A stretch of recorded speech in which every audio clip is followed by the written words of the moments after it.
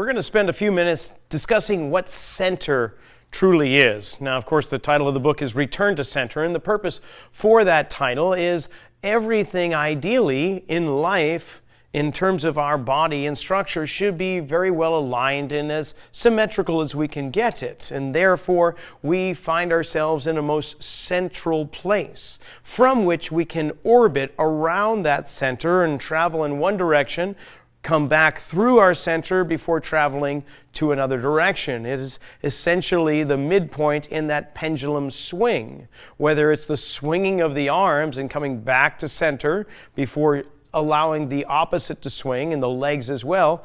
In essence, when we walk, we should explore one direction, come through our center before going to the other. So in a very elementary sense, we're just going to look at a very simplistic understanding or drawing of the human structure as it relates to our fight against gravity, because that's one thing that we're not going to escape as long as we're on this planet, is we're always going to have to address our fight against gravity. So over the course of millions of years, in this upright posture, the human form has adapted to fight gravity in the most efficient way it can. And what we find is we create a lot of right angles and a lot of symmetry in the body, ideally. For instance, the head itself should be directly in alignment with the spine, and the spine should be aligned with gravity's force in the direction that it's pulling. So the spine itself goes directly straight on down. And of course, the vertebrae get a little bit bigger and bigger as it goes closer to the pelvis, in essence creating a pyramid, or somewhat of a Christmas tree, triangular shape, a big base with a smaller top, much more stable. Now, the shoulders themselves should be the same height off the floor. Off the ground, there should not be one higher than the other. And they should be the same distance from the midline of the body, which is that imaginary line separating left from right. So if I were to create a connection here at the shoulder, same distance from the midline, same height off the ground, we would find that there is a right angle position created. And when the shoulder joint is at that appropriate, ideal, central place and creating that right angle, the space between the bones is most ideal. The muscles connecting around the shoulder girdle are neither pulling too far forward, upward, inward, or anywhere else, but there's a balance of tension within the muscle and soft tissue that is making up that joint or articulation of the shoulder. Now we can say the same thing for the head, where the ears should be pretty much level with one another, and the eyes, and we can use those as landmarks if we choose to, and that the head is neither tilting left nor right, but the midline is aligned straight on down. So the head itself is creating a right angle position directly above the spine. Each vertebrae of the spine, as we mentioned earlier, should be parallel with one another all the way up. So we've got 26 stacked cups getting smaller and smaller, neither leaning on one direction or the opposite, not rotating too much in one direction or the other, but staying in that ideal central place. That allows the discs to have the proper amount of cushioning or spacing in between the vertebrae. It allows the nerves that exit through to not be impinged or compressed or open too high or too much, ideally keeping that nice level balance. The hips are the same way, the same height off the ground, same distance from the midline. We could say the same thing about the knees, as well as the elbows, the wrists. All of these should be aligned. And when it comes down to the feet, we don't want to see too much of an arch or too little of an arch, but somewhere right in the middle on both feet. So that does not drive the lower leg and the knee in one direction or another, but maintains a very level platform. And when it comes to the pressure in the feet, we want to see that there's an even amount of pressure between the left foot and the right foot, forward as well as back. We should have 50% of our weight over our left foot and 50% of our weight over our right foot. If we were to separate from forefoot or the front of the foot to the rear foot, we should also see about 50% in the rear heel or the rear foot, 50% in the forefoot. And ideally, that dot right here represents where the average center of our mass resides, halfway between both feet, halfway between forward and backwards. That's ideally when our posture is in alignment.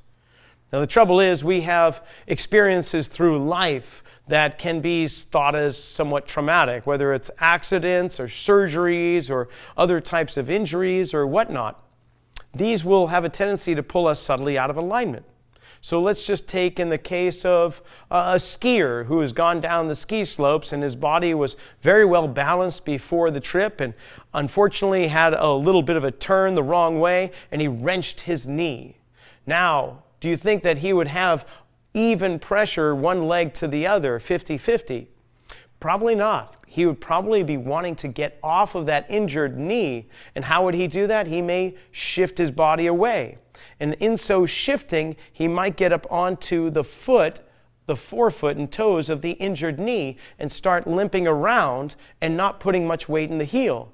That bending of the knee may very well cause that hip to hike up. So if the hiking hip goes upward, it would send the spine off in the opposite direction.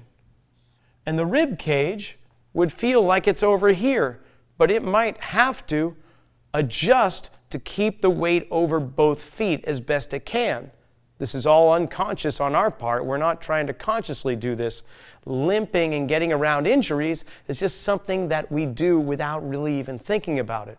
So now we have a rib cage that is leaning off maybe in the opposite direction that the pelvis is tilting. That may very well cause the spine to flex or shift. And this may be a very subtle, this is quite exaggerated, but maybe there's a less subtle way of doing it where the hip is just a little elevated, the shoulder's a little bit higher, the knee stays flexed. Eventually, let's say surgery was not required nor any other means of trying to remedy the situation other than simply resting it. He goes home, he feels a little bit better over the course of the next few days, the tenderness subsides. However, that pattern that he developed by lifting here and tilting here and whatever else occurred is normalized, and this has stayed in the preferred way of moving. Even as the pain diminishes and is eliminated, there's no magic reset button that will just put him back into center. What will most likely happen is a very shadow remains of that limping action. So that curvature of the spine or shifting may be continued on. And with gravity's constant pull, may actually cause it to worsen subtly over the course of months or years until one day he starts having low back issues. Or he goes to a doctor or chiropractor, is now diagnosed with scoliosis. And so the approach might be completely focused on the spine to try and correct it and to force it into a position that's more aligned, when no one has actually looked at the cause that created this effect.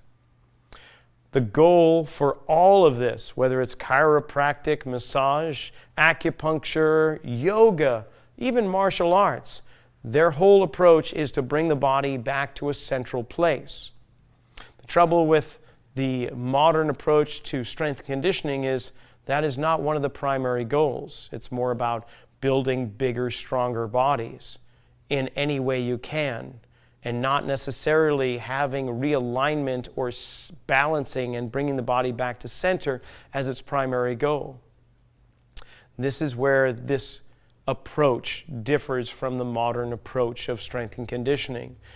Bringing the body back to a central place, better alignment, better joint spacing, better muscular balance through the use of our regular strength and conditioning exercises and maybe some variations, are going to try as best it can to bring the body back into a more balanced point where optimal performance is enhanced, where we can get the most out of our bodies and hopefully with the lowest chance of injury. So, Giving yourself this posture assessment, the movement screen, homing in on where you feel your weight in regards to your feet are all part of the process to understand where your body is in three-dimensional space. Do you have a tendency to rely on one leg more than the other? Did you have an injury that caused you to shift your body? Did you have a surgery, or did you have some type of experience that caused you to just get a little bit away from center? That is what this is all about. Can we, like chiropractic and acupuncture, massage, and all the others, can we help to restore your body back to a place where it functions the most?